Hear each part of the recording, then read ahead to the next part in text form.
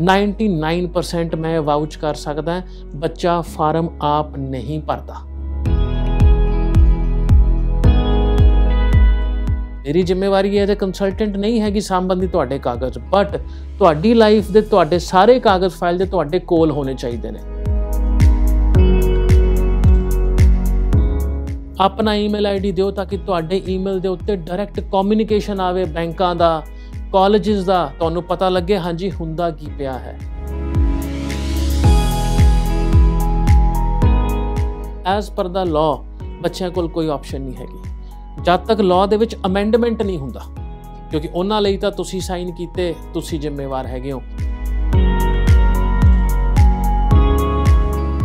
सत श्री अकाल दा अनम्यूट देख रहे हो तुसीं। पिछले दिनी कनेडा तो एक बेहद दुख भरी खबर सामने आई सी कि 700 भारतीय विद्यार्थियों को कनेडा तो डिपोर्ट किया जा रहा है, जिस तो बाद बहुत सारे जिहड़े पंजाब दे विच ट्रैवल एजेंट्स ने उन्हां दे उत्ते शिकंजा भी कसिया गया।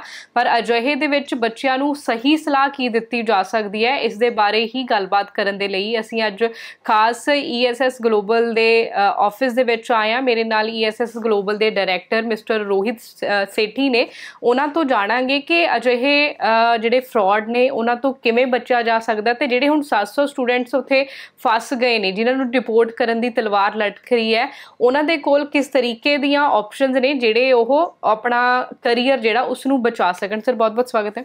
थैंक यू वेरी मच जी। साडे नाल जुड़े सारे दर्शकों नूं मेरे वल्लों ते ESS की पूरी टीम वल्लों प्यार भरिया सत श्री अकाल। क्योंकि बड़ा दुख जी वाली गल सीगी भी इस तरीके दे नाल हो रहा कि 700 विद्यार्थी ने, कोई एक अद्धा नहीं है। तो नाल दी नाल एक ये भी चीज़ कि जे एडा वड्डा फ्रॉड हो रहा सी तां 700 विद्यार्थियों जो किसी नूं पता नहीं लग्या। दोवें पक्ष जानना चाहूँगी क्योंकि तुहाडा ये बिजनेस है, तुहानूं चंगी तरह पता कि ये लूप होल्स की ने, किस तरीके दे नाल बच्चे जिहड़े ने वो फस जाते हैं। तां दोने पासे दस्सिओ तुसीं भी किवें ठीक हो सकदा है ते किस तरीके दे नाल इस तरीके दे जिहड़े फ्रॉड ने वो हुंदे ने। देखो पिछले हफ्ते 10 दिन तो ये बड़ा ही एक हॉट मुद्दा रहा है साडी इंडस्ट्री विच भी, हाई कमीशन विच भी गल्लां हुंदियां पईयां ने। कोई बहुत सारे जिहड़े पावर्स ने वो MEA जाके मिले ने एक्सटर्नल मिनिस्ट्री अफेयर्स नूं, इहनूं किवें कंट्रोल किया जा सकता है। पर मेरा थॉट प्रोसैस बिल्कुल अलग है पूरे दे पूरे चीज़ तो। मैं ये समझना चाहना या मैं ये दसना चाहना through this channel that foundation जब तक मजबूत नहीं ना होएगी तब तक बिल्डिंग मजबूत खड़ी कर ही नहीं सकते हो। सिंपल एजेंडा अज इंडिया दे विच जिन्ना बच्चा बाहर जाता है, पंजाब कल्ला ही कितना किते 30 तो 35% का उहदा हिस्सा हैगा।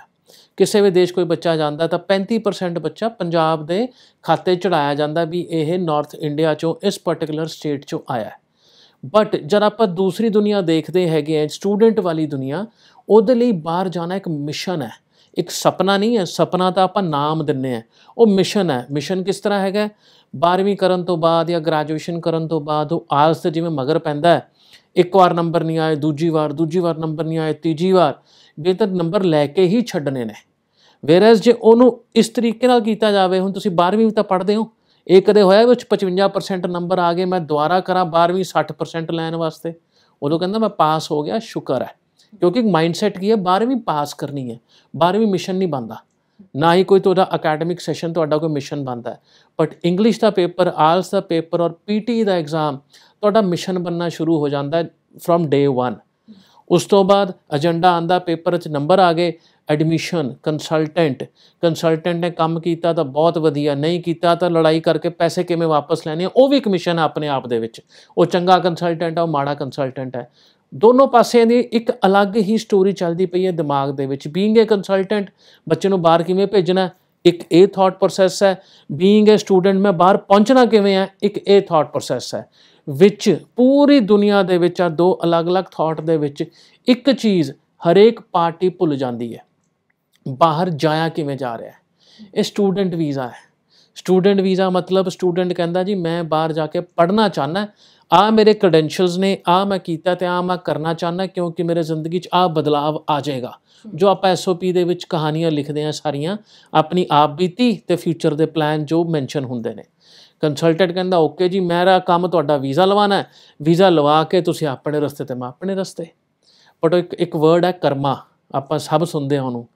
ਅੱਜ ਜੋ ਮੈਂ ਕਰਨ ਜਾ ਰਿਹਾ ਉਹਦਾ ਮੈਨੂੰ ਭੁਗਤਾਨ ਅੱਜ ਨਹੀਂ, ਸ਼ਾਇਦ ਅੱਜ ਤੋਂ ਹਫ਼ਤੇ ਬਾਅਦ, 10 ਦਿਨ ਬਾਅਦ, ਸਾਲ 2 ਸਾਲ ਮਗਰੋਂ ਮਿਲਣਾ ਹੀ ਮਿਲਣਾ ਹੈ, ਕਿਉਂਕਿ ਉਹ ਕਿਸਮਤ ਦੀ ਲਕੀਰਾਂ 'ਚ ਉਹ ਲਾਲ ਲਕੀਰ ਪੈ ਗਈ ਆ, ਮਾੜਾ ਕੰਮ ਕੀਤਾ ਤੇ ਇਹਦਾ ਭੁਗਤਾਨ ਕਿਵੇਂ ਹੋਣਾ ਹੈ। ਤੁਸੀਂ ਉਸੇ ਤਰੀਕੇ ਨਾਲ ਇੱਕ ਵੀਜ਼ਾ ਫਾਈਲ ਨੂੰ ਕਿਉਂ ਨਹੀਂ ਟਰੀਟ ਕਰ ਸਕਦੇ? ਜਿਹੜੀ ਇਨਫੋਰਮੇਸ਼ਨ ਤੁਸੀਂ ਪਹਿਲੇ ਦਿਨ ਅੰਬੈਸੀ ਨੂੰ ਵੀਜ਼ਾ ਫਾਰਮ ਦੇ ਉੱਤੇ ਦੇ ਰਹੇ ਹੋ, ਲਿਖ ਕੇ ਦਿੰਦੇ ਪਏ ਹੋ, ਉਹ ਚੀਜ਼ਾਂ ਤੁਹਾਡੀਆਂ ਇੱਕ ਬੇਸ ਜਾਂ ਫਾਊਂਡੇਸ਼ਨ ਬਣਦੀਆਂ ਪਈਆਂ ਨੇ ਅੰਬੈਸੀ ਦੇ ਵਿੱਚ, under your name, as a student under your name. ਉਹ ਜਦ ਤੁਸੀਂ ਇਨਫੋਰਮੇਸ਼ਨ ਦਿੰਦੇ ਹੋ, 99% ਮੈਂ ਵਾਊਚ ਕਰ ਸਕਦਾ ਬੱਚਾ ਫਾਰਮ ਆਪ ਨਹੀਂ ਭਰਦਾ। ਜੇ ਕੰਸਲਟੈਂਟ ਭਰਦਾ ਵੀ ਹੈ ਤਾਂ ਸਿਰਫ ਔਰ ਸਿਰਫ ਉਹ ਦੇਖਦਾ ਵੀ ਨਹੀਂ ਹੈ ਵੀ ਜੋ ਇਹਨੇ ਭਰਿਆ ਹੋਣਾ ਉਹ ਸਹੀ ਭਰਿਆ ਹੋਣਾ, ਸਿਰਫ ਸਾਈਨ ਕਰ ਦਿੰਦਾ ਓਕੇ ਜੀ। ਇੱਕ ਡਿਊਰਿੰਗ ਦਾ ਵੀਜ਼ਾ ਫਾਈਲ ਨਾ ਬਹੁਤ ਸਾਰੇ ਐਫੀਡੇਵਿਟ ਸਾਈਨ ਕਰਾਉਂਦੇ ਆ ਬੱਚੇ ਤੋਂ। ਸਾਡਾ ਪ੍ਰੋਸੈਸ ਹੈ, ਹਰੇਕ ਕੰਸਲਟੈਂਟ ਦਾ ਹਰੇਕ ਦਾ ਕੰਮ ਕਰਨ ਦਾ ਤਰੀਕਾ ਹੈ। ਕੁਝ ਐਫੀਡੇਵਿਟ ਅੰਬੈਸੀ ਵਾਸਤੇ ਸਾਈਨ ਹੁੰਦੇ ਨੇ, ਕੁਝ ਐਫੀਡੇਵਿਟ ਸਾਡੇ ਵਾਸਤੇ ਸਾਈਨ ਹੁੰਦੇ ਨੇ ਵੀ ਜਿਹੜੇ ਕਾਗਜ਼ ਤੂੰ ਦੇ ਰਿਹਾ ਭਾਈ ਸਾਰੇ ਤੂੰ ਦਿੱਤੇ ਆ ਤੇ ਸਾਰੇ ਸਹੀ ਕਾਗਜ਼ ਨੇ, ਉਹ ਸਾਡਾ ਕੋਈ ਰੋਲ ਨਹੀਂ ਹੈ ਕਾਗਜ਼ ਪ੍ਰੋਕਿਓਰ ਕਰਾਉਣ ਦੇ ਵਿੱਚ। ਐਂਡ ਕਈ ਫੈਕਟਰਸ ਹੁੰਦੇ ਨੇ, ਉਹ ਬੱਚਾ ਪੜ੍ਹਦਾ ਵੀ ਨਹੀਂ ਹੈ। ਸਾਈਨ ਕਰਨ, ਸਿੱਧਾ ਸਾਈਨ ਕਰਕੇ ਕਿਉਂ ਉਹਨੂੰ ਲੱਗਦਾ ਇਹ ਸਿਰਫ ਕਾਗਜ਼ ਹੀ ਹੈ, ਬਾਅਦ 'ਚ ਕੁਛ ਹੋਇਆ ਤਾਂ ਲੜ ਲੁੜ ਕੇ ਦੇਖ ਲਾਂਗੇ ਜਾਂ ਕਰ ਲਾਂਗੇ। ਹੁਣ ਇਹ ਸਾਰੀ ਸੋਚ ਬਦਲਣ ਦੀ ਗੱਲ ਹੈ from both perspective, being A consultant also, being A student also. ਇੱਕ ਛੋਟਾ ਜਿਹਾ ਅਸੀਂ ESS ਗਲੋਬਲ ਦੇ ਵਿੱਚ last year I think Covid ਤੋਂ ਬਾਅਦ ਸ਼ੁਰੂ ਕੀਤਾ ਸੀ, ਜਦ ਦੁਨੀਆ ਇੰਟਰਨੈਟ 'ਤੇ ਆ ਗਈ ਸੀ, ਕੋਲੈਬੋਰੇਟਿਵ ਰਿਵਿਊ ਦਾ ਆਫਰ। ਜਿਹੜੀ ਵੀਜ਼ਾ ਫਾਈਲ ਅਸੀਂ ਜਮ੍ਹਾਂ ਕਰਾਉਂਦੇ ਹਾਂ ਉਹ ਬੱਚੇ ਨੂੰ ਈਮੇਲ ਦੇ ਰਾਹੀਂ ਸਾਰੀ ਦੀ ਸਾਰੀ ਪਹੁੰਚ ਜਾਂਦੀ ਹੈ, visa form, documents and all that. ਜਦ ਤੱਕ ਬੱਚਾ ਉਹਨੂੰ ਓਕੇ ਨਹੀਂ ਕਰਦਾ ਅਸੀਂ ਵੀਜ਼ਾ ਫਾਈਲ ਲੌਂਚ ਨਹੀਂ ਕਰਦੇ। ਓਕੇ, ਇੱਕ ਛੋਟਾ ਜਿਹਾ ਐਫਰਟ, ਮੈਨੂੰ ਨਹੀਂ ਪਤਾ ਸੀ 700 ਵਾਲਾ ਕਲੇਸ਼ ਹੋਣਾ ਸੀਗਾ 2 ਸਾਲ ਪਹਿਲਾਂ ਕਿ ਨਹੀਂ ਹੋਣਾ ਸੀ, ਬਟ ਦੈਟ ਐਫਰਟ ਵੀ ਟੁੱਕ ਵਿਦ ਦ ਥਾਟ ਪ੍ਰੋਸੈਸ, ਕਿਉਂਕਿ ਬੱਚੇ ਨੂੰ ਅੱਜ ਤਾਂ ਸਾਨੂੰ ਓਕੇ ਕਰ ਦੇਗਾ, 4 ਸਾਲ ਬਾਅਦ ਸਾਨੂੰ ਫੋਨ ਆਏਗਾ ਭਾਜੀ ਮੇਰੀ ਵੀਜ਼ਾ ਫਾਈਲ 'ਚ ਮੈਂਸ਼ਨ ਕੀ ਸੀ ਦੱਸੋ। ਮੇਰੀ ਜ਼ਿੰਮੇਵਾਰੀ ਹੈ ਤੇ ਕੰਸਲਟੈਂਟ ਨਹੀਂ ਹੈਗੀ ਸਾਂਭਣ ਦੀ ਤੁਹਾਡੇ ਕਾਗਜ਼, ਬਟ ਤੁਹਾਡੀ ਲਾਈਫ ਦੇ ਤੁਹਾਡੇ ਸਾਰੇ ਕਾਗਜ਼ ਫਾਈਲ ਦੇ ਤੁਹਾਡੇ ਕੋਲ ਹੋਣੇ ਚਾਹੀਦੇ ਨੇ। ਅਸੀਂ ਇਸ ਸੋਚ ਤੋਂ ਉਹ ਆਪਣਾ ਜਿਹੜਾ ਕੋਲੈਬੋਰੇਟਿਵ ਰਿਵਿਊ ਦਾ ਮੈਥਡ ਹੈ ਸ਼ੁਰੂ ਕੀਤਾ ਸੀ, ਜਿਹਦੇ ਵਿੱਚ ਏਜੰਟ ਦੇ ਨਾਲ ਬੱਚਾ ਵੀ ਪਾਰਟਿਸਿਪੇਟ ਕਰਦਾ ਹੈ। ਭਾਜੀ ਆ ਮੇਰਾ ਫਾਰਮ 'ਚ ਡੇਟ ਆਫ ਬਰਥ ਗਲਤ ਹੈ, ਮੇਰੇ ਪੇਰੈਂਟਸ ਦਾ ਗਲਤ ਹੈ, ਇਹਨੂੰ ਠੀਕ ਕਰ ਦਿਓ, ਐਂਡ ਵੀ ਡੂ ਇਟ। ਕਿਉਂਕਿ ਬੀਇੰਗ ਏ ਕੰਸਲਟੈਂਟ ਸਾਡੇ ਕੋਲ ਸ਼ਾਇਦ 4000 5000 ਫਾਰਮ ਭਰਨ ਦੀ ਕਪੈਸਿਟੀ ਹੋਏਗੀ, ਰੈਪੀਟੇਟਿਵ ਹੋ ਜਾਂਦਾ, ਪਰ ਬੀਇੰਗ ਏ ਸਟੂਡੈਂਟ ਤੁਸੀਂ ਆਪਣੀ ਜ਼ਿੰਦਗੀ ਦੀ ਕਲਮ ਲਿਖਦੇ ਪਏ ਹੋ ਉਹ ਕਾਗਜ਼ ਦੇ ਉੱਤੇ, ਤੁਹਾਡੀ ਉਨੀ ਹੀ ਜ਼ਿੰਮੇਵਾਰੀ ਹੈ ਜਿੰਨੀ ਕੰਸਲਟੈਂਟ ਦੀ ਉਹਨੂੰ ਚੈੱਕ ਕਰਕੇ ਠੀਕ ਕਰਨਾ। ਅਸੀਂ ਪਿਛਲੀ ਵਾਰ ਵੀ ਇਹੀ ਗੱਲ ਕੀਤੀ ਸੀਗੀ ਕਿ ਤੁਹਾਨੂੰ ਰਿਸਪੌਂਸਿਬਲ ਹੋਣਾ ਪੈਣਾ ਹੈ ਨਾ। ਤੁਸੀਂ ਜੇ ਕੁਝ ਅਪਲਾਈ ਕਰਨਾ ਹੈ ਤਾਂ ਤੁਹਾਨੂੰ ਪੜ੍ਹਨਾ ਹੀ ਪੈਣਾ ਹੈ, ਆਪਣੀ ਜ਼ਿੰਮੇਵਾਰੀ ਤੋਂ ਨਾ ਭੱਜੋ, ਹੈ ਨਾ। 700 ਇੱਕ ਛੋਟਾ ਨੰਬਰ ਨਹੀਂ ਹੈਗਾ, 700 ਬਹੁਤ ਵੱਡਾ ਨੰਬਰ ਹੈ। ਜਿਹਨੇ ਇੱਕ ਆਸ ਦੇ ਸ਼ੌਕ ਕਰਨ ਤੋਂ ਬਾਅਦ ਚਲੋ ਟਰਸਟ ਕਰਕੇ ਚੱਲ ਪਏ, 100% ਟਰਸਟ ਕਰਨਾ ਮਾੜੀ ਚੀਜ਼ ਨਹੀਂ ਹੈ, ਪਰ ਕੁਝ ਟ੍ਰਿਕਸ ਹੁੰਦੇ ਨੇ। ਸਭ ਤੋਂ ਵੱਡਾ ਟ੍ਰਿਕ ਹੈ ਤੁਹਾਡਾ ਹਥਿਆਰ ਹੈ ਤੁਹਾਡਾ ਈਮੇਲ ID। ਯੂਨੀਵਰਸਿਟੀ ਦੇ ਐਪਲੀਕੇਸ਼ਨ ਫਾਰਮ ਦੇ ਵਿੱਚ ਇੱਕ ਈਮੇਲ ID ਜਾਂਦਾ ਹੈ ਤੇ ਬਹੁਤ ਸਾਰੇ ਲੋਕੀ ਇੱਕ ਨਵੀਂ ਈਮੇਲ ID ਬਣਾ ਕੇ ਉਹਦੇ ਵਿੱਚ ਦਿੰਦੇ ਨੇ ਤਾਂ ਕਿ ਕੇਸ ਦਾ ਕੰਟਰੋਲ ਰੱਖਿਆ ਜਾਵੇ। ਬੱਚਾ ਮੇਕ ਸ਼ੋਰ ਕਰੇ ਉਹਦੀ ID ਤੇ ਕਾਲਜ ਦੇ ਵੱਲੋਂ ਕਮਿਊਨੀਕੇਸ਼ਨ ਆ ਰਿਹਾ, ਕਿਉਂਕਿ ਜੇ ਤੁਹਾਡਾ ID ਠੀਕ ਗਿਆ, ਅਪਲੋਡ ਹੋ ਰੱਖਿਆ ਉੱਥੇ ਸਹੀ, ਕੋਈ ਵੀ ਇਨਫੋਰਮੇਸ਼ਨ ਕਾਲਜ ਏਜੰਟ ਨੂੰ ਭੇਜਦਾ ਬੱਚੇ ਨੂੰ ਨਾਲ ਦੀ ਨਾਲ ਆਉਂਦੀ ਹੈ। ਜੇ ਤੁਹਾਡੇ ਈਮੇਲ ID ਤੇ ਕੁਝ ਵੀ ਨਹੀਂ ਆਇਆ ਤਾਂ ਤੁਹਾਡਾ LOA ਵੀ ਆ ਗਿਆ, ਤੁਹਾਡਾ ਬਾਕੀ ਕਾਗਜ਼, ਤੁਹਾਡੀ ਵੀਜ਼ਾ ਫਾਈਲ ਵੀ ਬਣ ਗਈ, ਤੁਹਾਡੀ ਪਹਿਲੀ ਘੰਟੀ ਉੱਥੇ ਵੱਜਣੀ ਚਾਹੀਦੀ ਹੈ। ਮੈਨੂੰ ਤਾਂ ਕੁਝ ਆਇਆ ਨਹੀਂ ਈਮੇਲ ID ਤੇ ਮੇਰੇ ਪਤੇ ਦੇ ਉੱਤੇ, ਇਹਨੂੰ ਸਾਰਾ ਕੁਝ ਆ ਰਿਹਾ, ਕਿਤੇ ਨਾ ਕਿਤੇ ਇੱਕ ਕੁਐਸਚਨ ਮਾਰਕ ਤਾਂ ਆਉਣਾ ਚਾਹੀਦਾ ਨਾ ਦਿਮਾਗ ਦੇ ਵਿੱਚ। ਤਾਂ ਟਰਸਟ ਵੀ ਇੱਕ ਓਨਾ ਕੁ ਜਿੰਨਾ ਕੁ ਤੁਹਾਡੇ ਤੋਂ ਮੈਨੇਜ ਹੋ ਸਕੇ ਫਿਊਚਰ ਦੇ ਵਿੱਚ। ਜੀ ਬਿਲਕੁਲ, ਆ ਕੁਝ ਲੌਜੀਕਲ ਚੀਜ਼ਾਂ ਹੁੰਦੀਆਂ ਨੇ, ਕਿਉਂਕਿ ਅਸੀਂ ਚਾਹੁੰਦੇ ਐਜ਼ ਅ ਕੰਸਲਟੈਂਟ, ਜਿਹੜੇ ਕੁਝ ਅੱਛੇ ਕੰਸਲਟੈਂਟ ਜਾਂ ਟਰਾਂਸਪੇਰੈਂਟ ਕੰਸਲਟੈਂਟ ਨੇ, ਅਸੀਂ ਤੁਹਾਡੀ ਫਾਈਲ ਦਾ ਕੋਈ ਬੋਝ ਨਹੀਂ ਦਿਮਾਗ 'ਤੇ ਰੱਖਣਾ ਚਾਹੁੰਦੇ ਜੀ। ਸਾਡੇ ਕੋਲ ਆਣੇ ਆ 500 ਆਫਰ ਲੈਟਰ ਇੱਕ ਦਿਨ 'ਚ, ਤੁਸੀਂ ਸਾਨੂੰ ਫੋਨ ਕਰਕੇ ਦੱਸੋਗੇ ਜੇ ਤੁਹਾਡਾ ਈਮੇਲ ਤੇ ਆਫਰ ਲੈਟਰ ਪਹਿਲਾਂ ਆ ਗਿਆ, ਤੁਸੀਂ ਆਪਣੀ ਈਮੇਲ ਤਾਂ ਰੋਜ਼ ਚੈੱਕ ਕਰਨੀ ਹੈ। ਸਾਡੀ 500 ਈਮੇਲਾਂ ਦੇ ਵਿੱਚ ਤੁਹਾਡੀ ਵਾਰੀ ਕਦ ਆਉਣੀ ਹੈ, ਸ਼ਾਇਦ ਸ਼ਾਮ ਤੱਕ ਆਵੇ ਜੀ। ਉਹ ਫਿਲਟਰ ਹੋ ਗਏ ਤਾਂ ਤੁਹਾਨੂੰ ਦੱਸਣ ਦੀ ਜਿਹੜੀ ਕਮਿਊਨੀਕੇਸ਼ਨ ਹੋਏਗੀ ਵੀ ਤੁਹਾਡਾ ਆਫਰ ਆ ਗਿਆ, ਤੁਹਾਡੇ ਕੋਲ ਤਾਂ ਸਵੇਰੇ ਪਤਾ ਲੱਗ ਜਾਣਾ ਮੇਰਾ ਆਫਰ ਆ ਗਿਆ। So you can pick up the call and ਆਪਣੇ ਕਾਉਂਸਲਰ ਨਾਲ ਗੱਲ ਕਰ ਸਕਦੇ ਹੋ, ਹਾਂਜੀ ਮੈਮ ਜਾਂ ਸਰ ਮੇਰਾ ਆਫਰ ਆ ਗਿਆ, ਨੈਕਸਟ ਸਟੈਪ ਕੀ ਹੈਗਾ।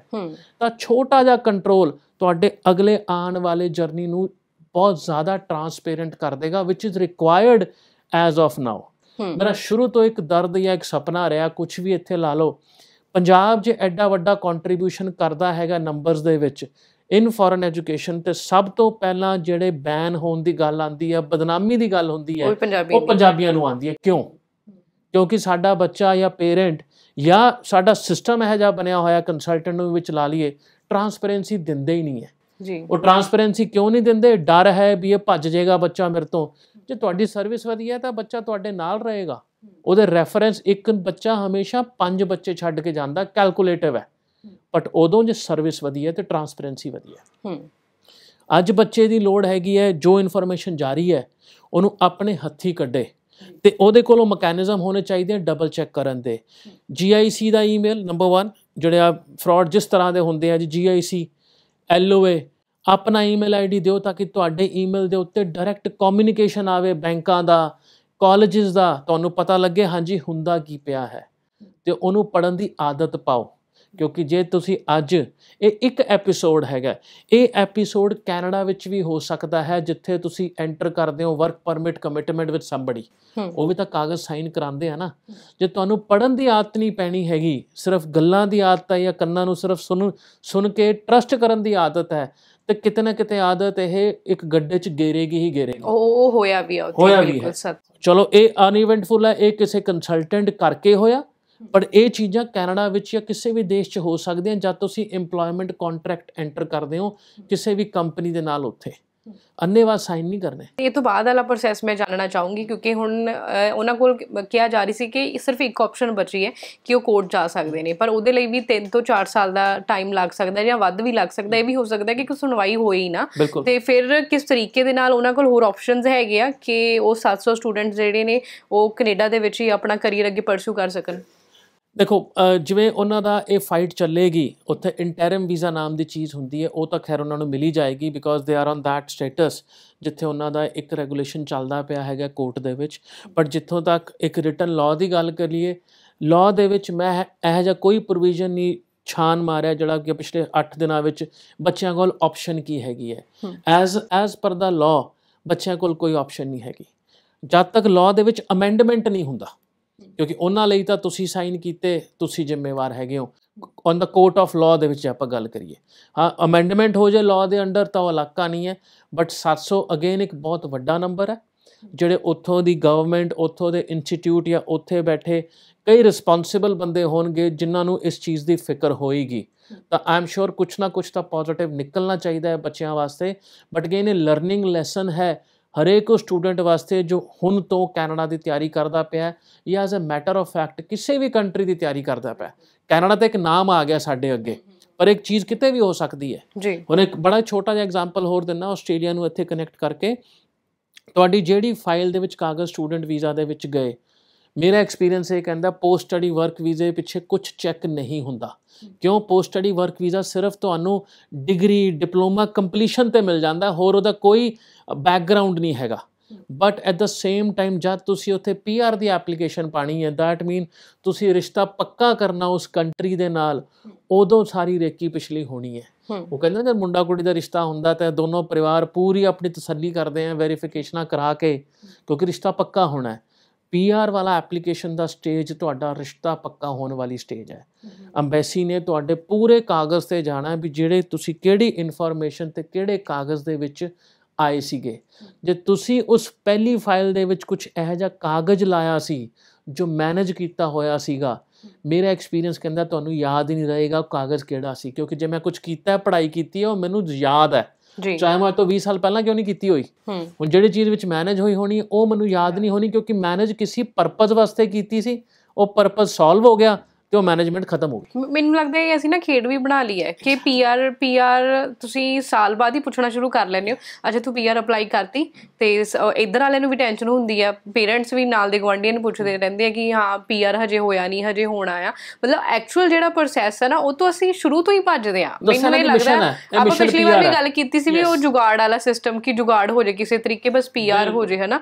ਤੇ ਉਹੀ ਚੀਜ਼ਾਂ ਤੋਂ ਫਿਰ ਸਾਨੂੰ ਬਾਅਦ ਦੇ ਵਿੱਚ ਘਾਟਾ ਜਿਹੜਾ ਉਹ ਸਾਨੂੰ ਖਾਣਾ ਪੈਂਦਾ ਆ, ਤੇ ਫਿਰ ਸਮਝਦੇ ਅਸੀਂ ਫਿਰ ਵੀ ਨਹੀਂ ਆਏ। ਕਿਉਂਕਿ ਇਸ ਪ੍ਰੈਸ਼ਰ ਤੋਂ, ਕਿਉਂਕਿ ਮਿਸ਼ਨ ਹੈ ਨਾ, ਹਰ ਕੋਈ ਪੁੱਛਣਾ ਸ਼ੁਰੂ ਕਰਦਾ ਹੈ ਇਸੇ ਪ੍ਰੈਸ਼ਰ ਤੋਂ ਗਲਤ ਡਿਸੀਜਨ ਹੁੰਦੇ ਨੇ, ਸ਼ਾਰਟਕਟ ਲਿੱਤੇ ਜਾਂਦੇ ਨੇ।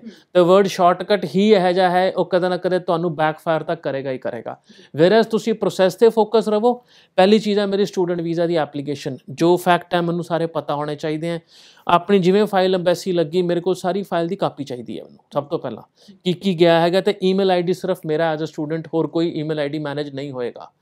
ਉਸ ਤੋਂ ਬਾਅਦ ਅੰਬੈਸੀ ਗਿਆ, GC ਕੀ ਵੀਜ਼ਾ ਲੱਗਣ ਤੋਂ ਬਾਅਦ ਆਪਣੇ ਪੋਜੈਸ਼ਨ 'ਚ ਲਵੋ, ਕਿਉਂਕਿ ਤੁਹਾਨੂੰ ਜ਼ਿੰਦਗੀ ਭਰ ਉਹ ਕੰਮ ਆਉਣੀ ਹੈ। ਕੱਲ੍ਹ ਤੁਸੀਂ ਜਾ ਕੇ ਉੱਥੇ ਪ੍ਰੋਵਾਈਡਰ ਚੇਂਜ ਕਰਨਾ ਹੈ, ਹੋਰ ਸਟੈਪ ਲੈਣਾ ਹੈ, ਉਹ GC ਕੀ ਤੁਹਾਡੀ ਪ੍ਰੋਪਰਟੀ ਹੈ ਆਫਟਰ ਦਾ ਵੀਜ਼ਾ, ਜੋ ਤੁਹਾਡੇ ਕੋਲ ਹੋਣੀ ਚਾਹੀਦੀ ਹੈ। ਕੰਸਲਟੈਂਟ ਦਾ ਉੱਥੇ ਗੁੱਡ ਬਾਏ ਹੋ ਜਾਂਦਾ ਹੈ, ਸਿੰਪਲ। ਥਰਡ ਫੇਜ਼ ਆਉਂਦਾ ਜਦ ਤੁਸੀਂ ਵਰਕ ਪਰਮਿਟ ਲਾਉਂਦੇ ਹੋ, ਉੱਥੇ ਕੰਸਲਟੈਂਟ ਦੀ ਮਦਦ ਲੈਂਦੇ ਹੋ, ਉਹਦੀ ਫਾਈਲ ਦੀ ਕਾਪੀ ਵੀ ਤੁਹਾਡੇ ਕੋਲ ਚਾਹੀਦੀ ਹੈ। ਇਨਫੋਰਮੇਸ਼ਨ ਤੁਹਾਡੇ ਬਿਹਾਫ 'ਤੇ ਕੀ ਭਰੀ ਜਾ ਰਹੀ ਹੈ। ਬਹੁਤ ਸਾਰੇ ਕੇਸਿਸ ਅਸੀਂ ਦੇਖਿਆ, ਇੱਕ ਡੇਟ ਆਫ ਬਰਥ ਗਲਤ ਹੋ ਗਿਆ ਜੀ, ਸਰਨੇਮ ਨਹੀਂ ਲਾਇਆ, ਡਿਪਲੋਮਾ ਦੀ ਜਗ੍ਹਾ ਹੋਰ ਕੁਝ ਕੁਆਲੀਫਿਕੇਸ਼ਨ ਲਿਖਤੀ, ਅਮੈਂਡਮੈਂਟ ਹੋ ਜਾਂਦੀ ਹੈ। ਪਰ ਉਹ ਪ੍ਰੋਸੈਸ 'ਚ ਜਾਣਾ ਹੀ ਕਿਉਂ ਹੈ, ਜਦ ਤੁਸੀਂ 1 ਘੰਟਾ ਆਪਣੀ ਫਾਈਲ ਦੀ ਜ਼ਿੰਮੇਵਾਰੀ ਆਪ ਲੈ ਸਕਦੇ ਹੋ ਪੂਰੀ ਚੈੱਕ ਕਰਕੇ। ਐਪਲੀਕੇਸ਼ਨ PR ਵਾਸਤੇ ਗਈ, ਅਗੇਨ ਪੂਰੀ ਦੀ ਪੂਰੀ ਫਾਈਲ ਦੀ ਕਾਪੀ ਆਪਣੇ ਨਿਗਾਹ ਨਾਲ ਕੱਢੋ ਤੇ ਇੱਕ ਬੈਕਵਰਡ ਇੰਟੀਗ੍ਰੇਸ਼ਨ ਕਰ ਲਓ। ਇਸ ਤੋਂ ਪਹਿਲਾਂ ਵਰਕ ਪਰਮਿਟ 'ਚ ਕਿਹੜੀ ਇਨਫੋਰਮੇਸ਼ਨ ਗਈ ਸੀ ਐਂਡ ਸਟੂਡੈਂਟ ਵੀਜ਼ਾ 'ਤੇ ਕਿਹੜੀ ਇਨਫੋਰਮੇਸ਼ਨ ਗਈ ਸੀ। ਤੁਹਾਨੂੰ 4-5 ਸਾਲ ਬਾਅਦ ਵੀ ਕਿਸੇ ਨੂੰ ਫੋਨ ਕਰਨ ਦੀ ਲੋੜ ਨਹੀਂ ਪਏਗੀ ਜੇ ਤੁਸੀਂ ਆਪਣੀ ਜ਼ਿੰਮੇਵਾਰੀ ਕੇਸ ਦੀ ਆਪ ਲੈ ਕੇ ਚੱਲੋਗੇ। ਇਮੈਜਿਨ 18 ਸਾਲ ਦਾ ਬੱਚਾ ਇੱਥੋਂ ਬਾਹਰ ਜਾਂਦਾ ਜੀ, ਆਪਾਂ ਉਹ ਤੋਂ ਬਹੁਤ ਕੁਝ ਐਕਸਪੈਕਟ ਕਰ ਲੈਂਦੇ ਹਾਂ, ਨਹੀਂ ਕਰਦੇ, ਬਟ ਉਹ ਆਪਣੀ ਲਾਈਫ ਦੀ ਜ਼ਿੰਮੇਵਾਰੀ ਤਾਂ ਲੈ ਸਕਦਾ ਨਾ ਇਨ ਟੂਡੇਜ਼ ਵਰਲਡ। 23 ਸਾਲ ਤੱਕ ਉਹਨੇ PR ਹੋਣਾ, 24 ਸਾਲ ਤੱਕ PR ਹੋਣਾ। ਥਾਟ ਬਦਲਿਆ ਜਾਊਗਾ 5 ਸਾਲਾਂ 'ਚ, ਸੋਚ ਬਦਲੀ ਜਾਊਗੀ, ਕੈਨੇਡੀਅਨ ਸੋਚ ਬਣ ਜਾਊਗੀ 5-6 ਸਾਲਾਂ ਦੇ ਵਿੱਚ। ਬਟ ਐਕਸ਼ਨ ਜੇ ਉਦੋਂ ਵੀ ਮੈਂ ਉਹੀ ਰੱਖਾਂਗਾ ਜਦ 18 ਸਾਲ ਦਾ ਪਹਿਲੀ ਵਾਰ ਗਿਆ ਸੀਗਾ, ਉਹ ਕਿਤੇ ਨਾ ਕਿਤੇ ਬੈਕਫਾਇਰ ਤਾਂ ਕਰੇਗੀ ਹੀ ਕਰੇਗੀ। ਹਾਈ ਟਾਈਮ ਆਪਾਂ ਨੂੰ ਮੈਂ ਦੁਬਾਰਾ ਬੇਨਤੀ ਕਰਦਾ ਐਂਡ ਅਪੀਲ ਕਰਦਾ, ਸਾਰਾ ਪ੍ਰੋਸੈਸ ਚੇਂਜ ਕਰਨ ਦੀ ਲੋੜ ਹੈ, ਸਪੈਸ਼ਲੀ ਟੂ ਦਾ ਸਟੂਡੈਂਟਸ ਜਿਨ੍ਹਾਂ ਦੇ ਪੇਰੈਂਟਸ ਸਿਰਫ ਔਰ ਸਿਰਫ ਪੈਸਿਆਂ ਦੀ ਪਾਰਟਿਸਿਪੇਸ਼ਨ ਕਰਦੇ ਹੈਗੇ ਆ ਆਪਣੇ ਬੱਚੇ ਨੂੰ ਭੇਜਣ ਵਾਸਤੇ, ਕਿਉਂਕਿ ਉਹਨਾਂ ਕੋਲ ਇੰਨੀ ਨੌਲੇਜ ਨਹੀਂ ਹੁੰਦੀ। ਤੇ ਉਹ ਪੇਰੈਂਟਸ ਜਿਨ੍ਹਾਂ ਕੋਲ ਨੌਲੇਜ ਹੈਗੀ ਹੈ ਪ੍ਰੋਸੈਸ ਦੀ, ਜਾਂ ਉਹ ਦੁਨੀਆ ਨੂੰ ਥੋੜ੍ਹਾ ਜ਼ਿਆਦਾ ਸਮਝਦੇ ਆ ਕਿਉਂਕਿ ਘੁੰਮੇ ਫਿਰੇ ਹੈਗੇ ਆ, ਉਹਨਾਂ ਨੂੰ ਆਪਣੇ ਬੱਚੇ ਦੇ ਨਾਲ ਖੜੇ ਹੋ ਕੇ ਪੂਰੀ ਜ਼ਿੰਮੇਵਾਰੀ ਲੈਣੀ ਪਏਗੀ ਆਪਣੇ ਬੱਚਿਆਂ ਦੇ, ਆਪਣੇ ਪਰਿਵਾਰ ਦੀ। ਰਾਦਰ ਤੁਸੀਂ ਆਪਣੇ ਬੱਚੇ ਦੀ ਜ਼ਿੰਮੇਵਾਰੀ ਕਿਸੇ ਤੀਜੇ ਬੰਦੇ ਦੇ ਹੱਥ ਦੇ ਦਿਓ ਜੋ ਪ੍ਰੋਫੈਸ਼ਨਲ ਹੋ ਸਕਦਾ, ਪਰ ਉਹਦੀ ਰਿਸਪੌਂਸਿਬਿਲਿਟੀ ਨਹੀਂ ਹੈ ਕੋਈ ਤੁਹਾਡੇ ਬੱਚੇ ਨੂੰ ਉਸ ਮੁਕਾਮ ਤੇ ਪਹੁੰਚਾਉਣ ਦੀ। ਜੀ, ਮੇਰਾ ਇੱਕ ਸਵਾਲ ਇਹਦੇ ਨਾਲ ਜੁੜਿਆ ਹੋਇਆ ਹੈ ਕਿ ਜੇਕਰ ਹੁਣ ਉਹ ਬੱਚੇ ਡਿਪੋਰਟ ਹੋ ਕੇ ਵਾਪਸ ਭਾਰਤ ਆਉਂਦੇ ਨੇ, ਉਹਨਾਂ ਦੇ ਕਰੀਅਰ ਦੇ ਉੱਤੇ ਇਸ ਤਰੀਕੇ ਦਾ ਕੋਈ ਬ੍ਰੇਕ ਲੱਗੇਗਾ ਕਿ ਉਹ ਫਿਰ ਕਿਸੇ ਹੋਰ ਕੰਟਰੀ ਨਹੀਂ ਜਾ ਸਕਦੇ? ਕੈਨੇਡਾ ਤਾਂ ਚਲੋ ਡਿਪੋਰਟ ਕਰ ਹੀ ਰਿਹਾ, ਉਹਨਾਂ ਨੂੰ ਹੋਰ ਕੰਟਰੀ ਲਈ ਆਪਸ਼ਨ ਹੋਏਗੀ? ਕਿਉਂਕਿ ਪੰਜਾਬ ਦੇ ਵਿੱਚ ਫਿਰ ਉਹ ਤੁਹਾਨੂੰ ਟਿਕਣਾ ਬੜਾ ਮੁਸ਼ਕਿਲ ਹੋ ਜਾਂਦਾ ਜਦੋਂ ਤੁਸੀਂ 4-5 ਸਾਲ ਲਾਏ ਹੋਣ ਨਾ ਬਾਹਰ, ਫਿਰ ਬਾਅਦ ਚੋਂ ਦਿਲ ਕਰੂਗਾ ਕਿ ਇੱਥੇ ਤਾਂ ਬਣ ਨਹੀਂ ਰਿਹਾ ਕੁਛ, ਉਹ ਬਾਹਰ ਚੱਲੀਏ। ਪਰ ਹੁਣ ਫਿਰ ਆਪਸ਼ਨ ਹੈ ਨਹੀਂ ਕੋਈ, ਕਿਉਂਕਿ ਕੈਨੇਡਾ ਡਿਪੋਰਟ ਕਰ ਚੁੱਕਿਆ, ਫਿਰ ਕੀ ਆਪਸ਼ਨ ਹੋ? ਦੇਖੋ ਅਗੇਨ ਇਹ ਜੇ ਮਾਸ 700 ਨੰਬਰ ਦੀ ਗੱਲ ਕਰਦੇ ਪਏ ਆ, it may go in favour of the students, it may not go in the favour of the students. ਕਾਰਨ ਕੀ ਹੈ ਉਹਦਾ? ਤੁਸੀਂ ਕੁਆਲੀਫਿਕੇਸ਼ਨ ਤਾਂ ਲਿੱਤੀ ਹੈ ਕੈਨੇਡਾ ਤੋਂ, which is a plus point. Qualification ਤੋਂ ਬਾਅਦ ਕੰਮ ਵੀ ਕੀਤਾ ਹੈ, which is again a plus point. ਤੁਸੀਂ ਜੇ ਬਹੁਤ ਮਾੜੀ ਕਿਸਮਤ ਰਹੀ, ਇੰਡੀਆ ਵਾਪਸ ਆਉਣਾ ਪੈਂਦਾ ਹੈਗਾ ਤੇ ਇੱਥੋਂ ਆਪਣਾ ਕੇਸ ਨਵਾਂ ਬਣਾਉਂਦੇ ਹੋ, ਆਈ ਬਿਲੀਵ ਜੇ ਤੁਸੀਂ ਪੂਰੀ ਸਟੋਰੀ ਪੇਪਰਸ ਦੇ ਪੇਪਰ ਵਰਕ ਦੇ ਨਾਲ ਕਿਸੇ ਵੀ ਕੌਂਸੂਲੇਟ ਅੰਬੈਸੀ ਦਿੰਦੇ ਹੋ, ਬੀਇੰਗ ਏ ਸਟੂਡੈਂਟ ਤੁਹਾਡੀ ਗਲਤੀ ਨਹੀਂ ਹੈ, ਪਰ ਉਹ ਸਿਰਫ ਇਮੋਸ਼ਨਲ ਗਰਾਊਂਡ ਹੈ, ਪ੍ਰੈਕਟੀਕਲ ਜਾਂ ਥਿਓਰੈਟੀਕਲ ਗਰਾਊਂਡ ਨਹੀਂ ਹੈਗਾ ਕਿਸੇ ਵੀ ਅੰਬੈਸੀ ਵਿੱਚ ਪੇਸ਼ ਕਰਨ ਦਾ। ਬਟ ਇੱਕ ਸਟੋਰੀ ਦੱਸੋਗੇ ਤਾਂ ਉਹ ਇੱਕ ਐਂਪਥੀ ਦੇ ਤੌਰ 'ਤੇ ਤਾਂ ਇੱਕ ਟਰੀਟ ਹੋਏਗੀ ਵੀ ਹਾਂਜੀ ਮਾੜਾ ਹੋਇਆ, ਬਟ ਜੇ ਨਵੀਂ ਫਾਈਲ ਦੇ ਫੈਕਟ ਵੀ ਉਹ ਪੂਰੇ ਜਸਟੀਫਾਈਡ ਹੋਣਗੇ ਐਂਡ ਵੈਰੀਫਾਈਬਲ ਹੋਣਗੇ ਤਾਂ ਕੋਈ ਚੈਲੰਜ ਨਹੀਂ ਆਏਗਾ ਉਹਨਾਂ ਬੱਚਿਆਂ ਨੂੰ ਕਿਸੇ ਹੋਰ ਕੰਟਰੀ ਜਾਣ ਵਾਸਤੇ।